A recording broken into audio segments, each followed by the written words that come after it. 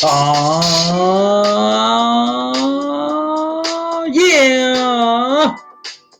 Hey, man. This is the next episode of the next show with your boy, Deli D Midas, Delicio Jones. Whatever it is, just make sure it's proper, as always. So, on this episode, obviously, what are we going to talk about today? What just happened in the world of sports on this late night, Sunday night? On the 16th of August. What could have possibly happened that may have possibly wanted me to throw out so much Flyers gear?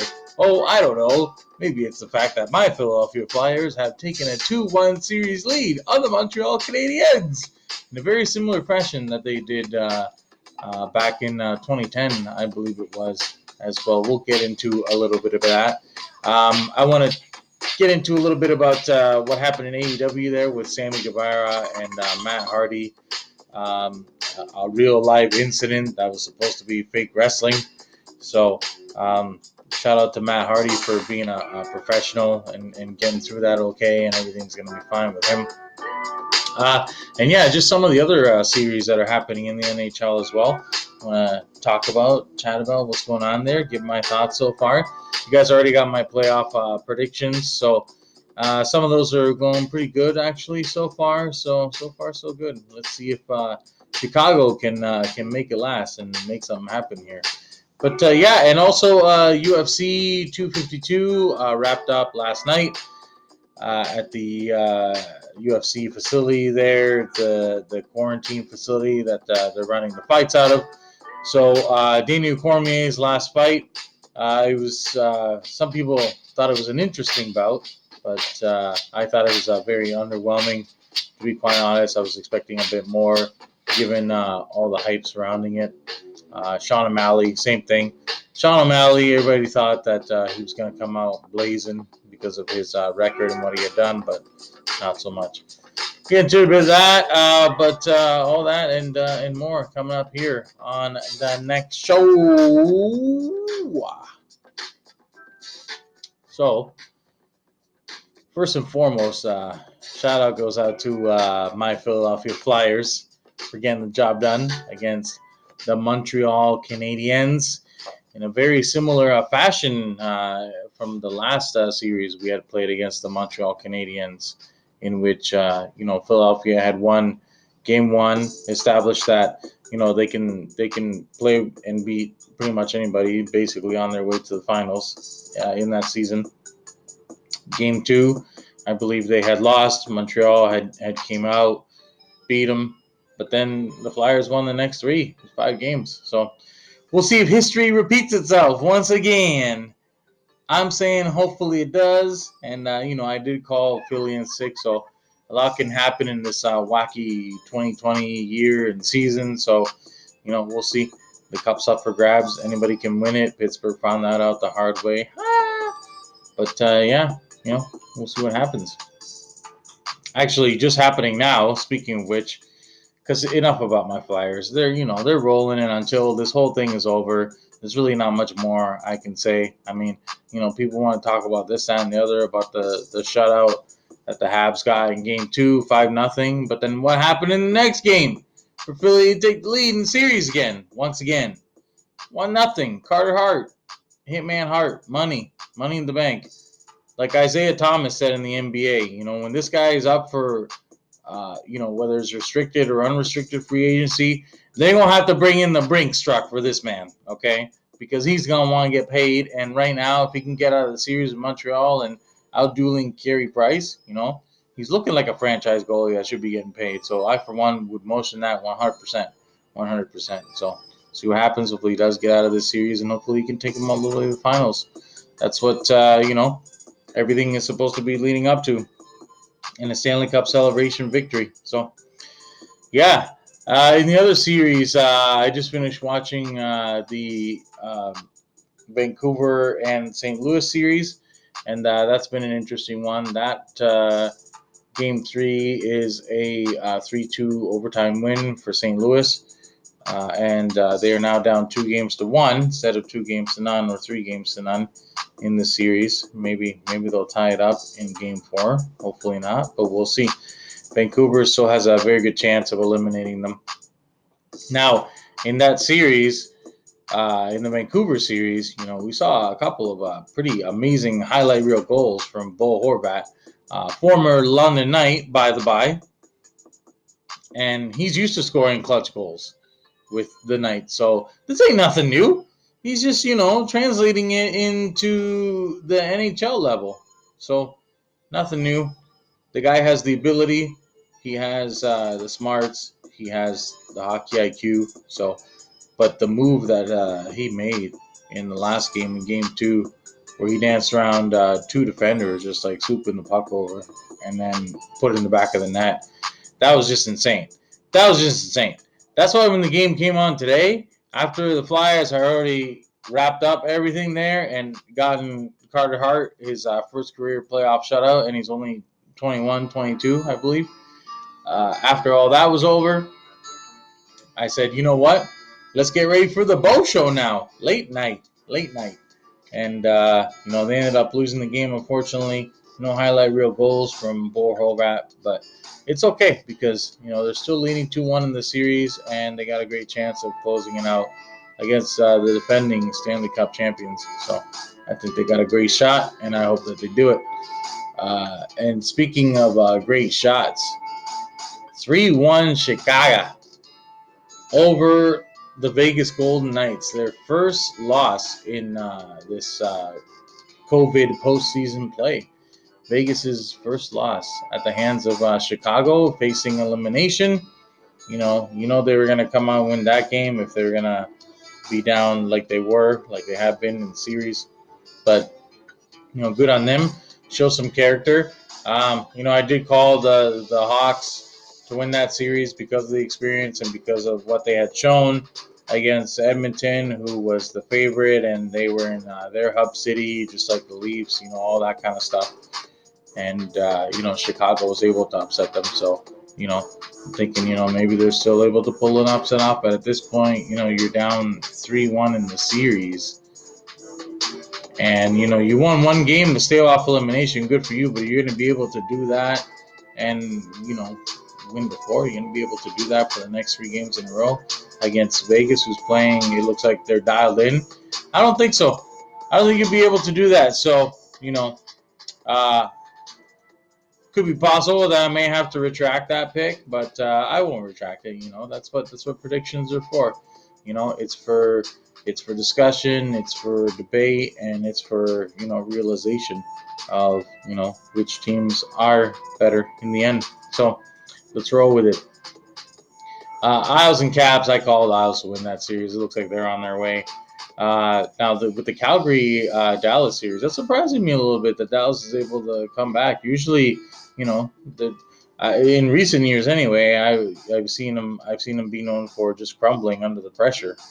So, it's nice that they were able to get the job done in their series, and it's going to be tied. We'll see what happens. I'm still calling Calgary, obviously, because they got the tenacity, the toughness, the grit, but also, the skill and the clutch scoring to get the job done. So, some very interesting stuff has happened so far. I'm just, I just can't wait to see Philly end up winning that series against Montreal again. It's gonna be just great. That would be the third time since I've started watching the Philadelphia Flyers. The third time that I would have witnessed them take out Montreal in the playoffs. So, in my lifetime, I've seen that at least 3 times in my lifetime since I started watching hockey. So, wow, that's great news if you're a Flyers fan. Let's hope they get the job done. So, yeah, the other thing I wanted to speak on, for a hot take for a hot minute or so, is what's going on with AEW and Sammy Guevara and everybody just getting all bloody and everything. I don't know what's going on there. I don't know what's been happening lately, and what the decision making has been there with Tony and Chris and Cody Rhodes, but I see that he ended up losing the championship, Cody Rhodes. So, it's nice to know that he's able to drop it once in a while, put guys over. That could be the future of that organization, that promotion. So it's good. It's nice to see. It's nice to see that he's not just ego driven kind of guy who wouldn't give anybody else a chance. It's good that he recognizes talent and he wants to help try and push him to the top. But this whole, the real thing I wanted to touch on though with this promotion, this organization, and what's going on there is what happened with this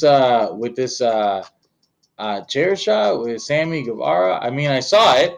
I read the article and then I saw the video where this guy basically, I guess he grabbed the wrong chair or something, and it was a much heavier chair, and I guess Matt didn't have enough time to dodge it, so he ended up getting it right in the head. Needed about 13, 14 stitches or so, something like that, and just he was bloody all over before Sammy decided to do his little 540 off the top rope, off whatever finisher through the table that Matt had been written in to lie down on or whatever, to make things like look intense. Now that Sammy had come off the suspension for the comments he made about Sasha Banks and all that, so he coming off that suspension, and I don't know, maybe he was just like, I heard guys like in the wrestling that do like analysts and pro wrestling and whatnot. I heard guys say that maybe it was just like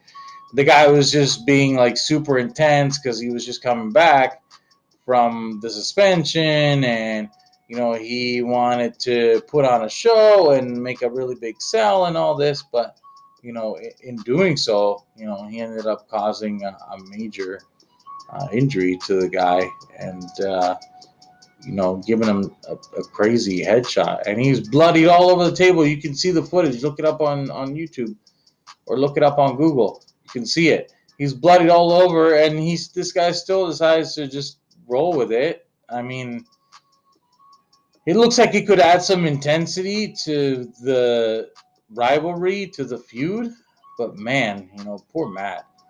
He had to take that chair shot, possible concussion maybe. If he got busted open, had to have 13, 14 stitches, his head must have gotten rocked, upon impact. So for him to just take it like that, not cause a freak out or anything like that, break character, and then lie down on the table and get this Guevara fool to hit that 540 splash or whatever, and just lay there till the medics came and stuff. What a professional, man. What a true professional. I don't know why WWE let him go and why they didn't just let him continue working and carrying on with Jeff, because I mean his storyline is kind of weak now anyway, so why not let Matt carry on with Jeff, maybe do some more tag team stuff and then kind of like split up and do their thing. But, the guy's just a consummate professional. And he even said it. He says it in his promos and he says it in real life interviews that, he's there. He wants to show the new guys the ropes, no pun intended, show the new guys the ropes, teach them how to be professionals, teach them about the work ethic and everything. And, something like that has to happen to him. It's very unfortunate. But, he recovered, he was fine, and like I said, perhaps for TV purposes, it could add a lot of fuel to the rivalry. But even still, man, this guy really has to watch it. You're coming off suspension and you legit injure a guy like that. That's not cool. People in the back are gonna think that you're reckless and that you don't care about the guys that you're working with, and they're just not gonna respect you. So, that's my take on that. Is that this guy really needs to watch it, and Tony Khan, if by any slim chance you're listening, or Jericho or Cody, this guy needs to be on a short leash. If he's gonna run around, being dumb, talking about comments about sexually degrading women, and being too aggressive and causing injuries to vets and things like that, then the guy needs to be on a short leash, and if it continues, he might have to be cut. We'll see. So that was one thing, as far as with the wrestling. that I wanted to touch on that I had seen in the past few weeks. Haven't since the return of hockey, haven't been keeping up too much with it as much as I was before. The NHL and Major League Baseball, and the Toronto Raptors, who begin their quest to defend the title officially on the 17th of August against the Brooklyn Nets. And I predict that that's probably going to be a 4-game sweep, maybe 5, if Nick Nurse decides to rest some guys in Game 4, which I wouldn't be surprised if he did do. It would be a good idea, if guys are banged up and whatnot. So Raptors in 4 or 5 if Brooklyn shows up somehow. It's going to be a short series. I love that. I love that interview with Fred VanVleet that he had the other day, mask on and all. He was saying, how are you going to beat us in a 4-game series, in a 7-game series? How are you going to beat us 4 times? Good luck with that. He said a lot of teams are going to show up and they're going to compete, but he's right. Just the way that these guys are around each other, the way that they hang out, the way that they play for each other, the way that they pass the ball, the way that they move around, the plays that they're executing for their head coach, who is, thinking about them and making sure that everybody's happy. This is a well-oiled machine, and this is what a true NBA basketball team should look like.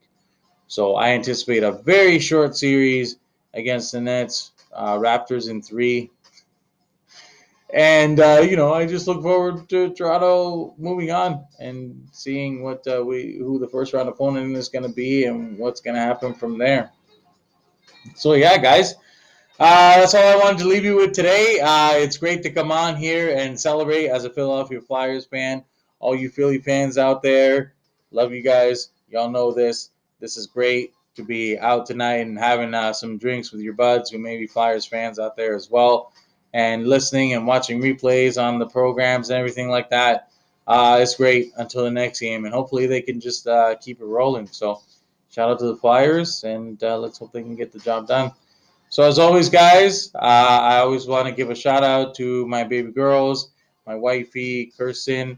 This program would not be possible without you, of course, and my baby girl, Sophia. Daddy loves you very much. Always. Love you guys. So thank you guys for tuning in to this episode, and stay tuned for the next episode of the next show.